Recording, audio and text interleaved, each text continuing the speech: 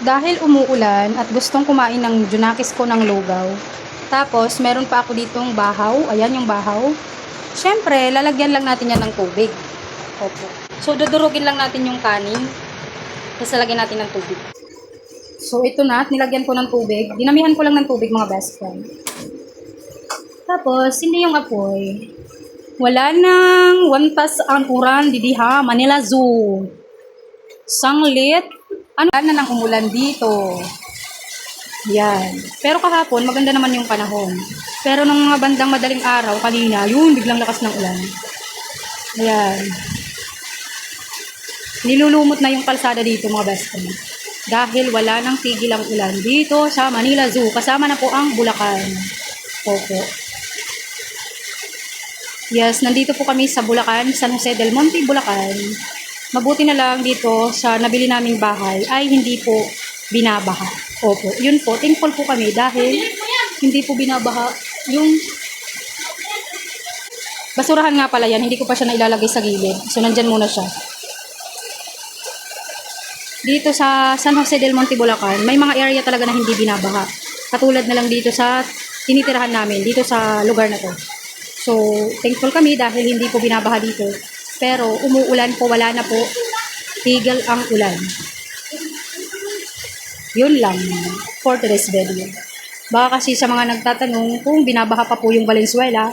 As usual, binabaha pa po doon. Mabuti na lang at nakaalis na po kami doon dahil yung tinitirahan namin doon, mga best friend, kahit kunting ulan lang, baha na agad sa labas. Nakita nyo naman yan dati, yung mga videos ko na kapag umuulan, talagang baha agad sa labas. Dito, kahit malakas man yung ulan, hindi binabaha, mga best friend. Yun lang yung pinaganda dito sa bahay na nabili namin at sa lugar na kung saan namin nabili yung bahay na. Nandito kami ngayon sa San Jose del Monte, Bulacan. Opo. Sa mga magpapadala po ng pagkain dyan, ibibigay ko na lang po yung address ko. Charing! So, update sa lugaw natin, mga best friend. Ito na yung ating lugaw. Kumukulo-kulo na siya. Buti nga hindi umuulan sa probinsya, no? Kasi dito, ilang linggo na, mga more than 2 weeks siguro umuulan dito sa Manila Zoo. Sanglit, at may mga partner diga, maghapdos na tera mga kitay. Sana all. So, waragad lang, naglulugaw na lang ako, ay, waray man magbebebe tayo maaton kay Roman. Pero okay lagi hapon, thankful lagi hapon ako kay hato ha iba nga lugar ita akong partner, so bis ka nag-uuran, di kami nagkukunit pagkaon, kay may da nasuporta ako. So, kung niya Pilipinas, kay kadara nga nag-uuran, pero nakasimana, bangin mo rin naluwat kami naging kakaon. Siguro maglulugaw na lang kami everyday ng bulan. Pero, thank you Lord. Oo. Thank you Lord for the blessings. Para ganito, kumbaga, waray problema. Kung may mga pagsubok man kayong dinaranas ngayon, huwag kayong mag-alala. Hindi kayo pinapabayaan ng Panginoon. Lagi lang tayong manalangin at lagi tayong mag-thankful sa mga blessings na dumarating kahit mga maliliit lamang ito. Huwag pa rin tayong magsasawang magpasalamat sa Kanya. Tsaka hindi naman habang buhay lagi umuulan. So ngayon lang talagang panahon maulan dahil habagat, tapos sunod-sunod yung bagyo na sana malusaw na yung mga bagyo na yan. So ayun lang naman for today's video. Yung lugaw ko ay bahaw. Diba? Pero kung wala namang bahaw, pwede naman yung bigas talaga. Pero ako, mas better ko yung nilulugaw ko, yung bahaw. Ang tagal ko naman hindi naglugaw. So, matagal na. Taon na din. So, ayun. Yun lang naman for today's video.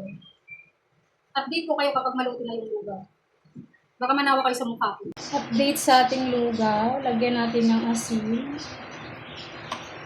Tapos, meron tayo ditong 2 itlog. Ayan.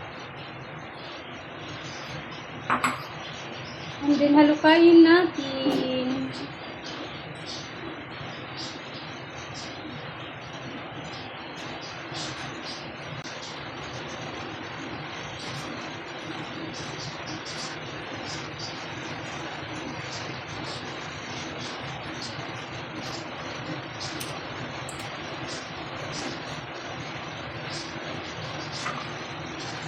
Paminta.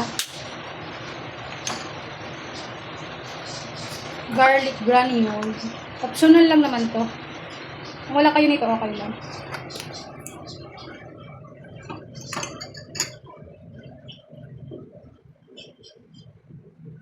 Kasi yung lasa nito parang ano, oras caldo. Hindi ko siya lalagyan ng luya kasi baka hindi niya kainin. Ayaw niya kasi ng luya, yung lasa ng luya. So, hindi ko na siyang lalagyan ng luya. Pero kung yung mga kids ninyo kumakain naman ng may luya, lagyan yung mga best friend. Kasi yung lasa nun, parang nag-aros kaldo ka na lang kahit walang manok. Oo. Or di kaya, bumili ka na lang ng chicken cubes. So, mas masarap yun. Eto, normal lang na lugaw to. Nilagyan ko lang to ng itlog. Kasi gustong gusto niya yun. Pero hindi ko na siya lalagyan ng luya at saka manok. Kasi nga, hindi nga ako nakapamalengke mga best friend. At umuulan talaga naman. Nakakatamad. Nakakatamad lumabas. Umuulan. At ayoko magkasakit. Mahirap na magkasakit.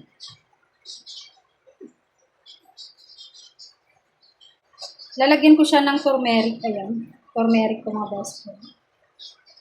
Yung ano, yung luyang dilaw. Para mayroon lang ibang flavor yung ating lugaw.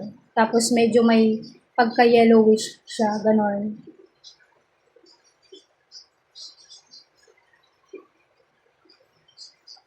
Gusto ko yung malapot-lapot. So, okay na yung lugaw natin.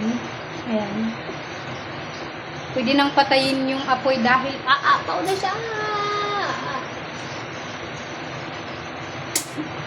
Ayan. Naglagay pa ako dito ng isang itlog. Sana yun.